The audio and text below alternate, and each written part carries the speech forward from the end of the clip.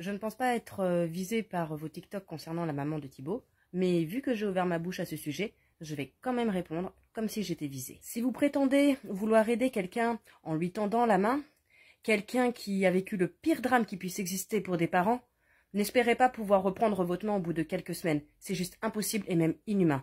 Et si vous n'avez pas suffisamment de temps pour soutenir une personne, dans ce cas, à l'avenir, abstenez-vous. Gardez votre main dans votre poche plutôt que de remplir votre poche avec le malheur des autres que vous médiatisez. Les histoires de shop, d'imprimeurs et compagnie, ça me troue le cul, mais ça me décroche pas une larme. Par contre, les histoires de mamans qui ont perdu leur enfant et qui se raccrochent à votre bras et que vous lâchez ensuite, ça me fait mal au cœur et ça me déclenche la nausée.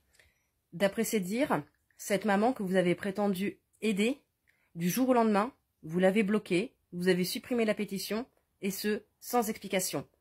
Alors, c'est pas à nous que vous devez des explications, mais c'est à elle. Parce que je pense qu'elle a déjà suffisamment de peine comme ça pour ne pas se sentir utilisée.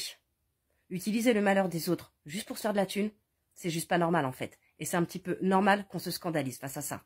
Au passage, je précise que dans le passé, plusieurs personnes nous ont déjà contactés personnellement pour nous dire que Olive avait prétendu les aider, qu'il avait fait un live au sujet de leur malheur et qu'une fois qu'il avait eu ses étoiles, il les avait lâchées. C'est pas nouveau en fait. Le seul truc qui est nouveau là, c'est le niveau. Parce que clairement, les histoires de logement, problèmes d'argent, c'est une chose. Mais les histoires de parents qui perdent leurs enfants, ça, c'est autre chose. Ayant moi-même pleuré toutes les larmes de mon corps lorsque j'ai perdu juste un fœtus, comme ils ont dit à l'hôpital, j'imagine facilement la peine que peut avoir cette maman qui a perdu l'enfant et qui elle a donné la vie et qui s'est ôté lui-même la vie, alors qu'il aurait dû avoir une vie juste merveilleuse et surtout longue.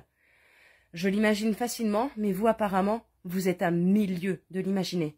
Alors arrêtez de faire des lives sur la souffrance des autres en fait. Par contre, je précise, les menaces, ça, je ne cautionne pas du tout. Je ne cautionne absolument pas que l'on menace des personnes pour telle ou telle raison.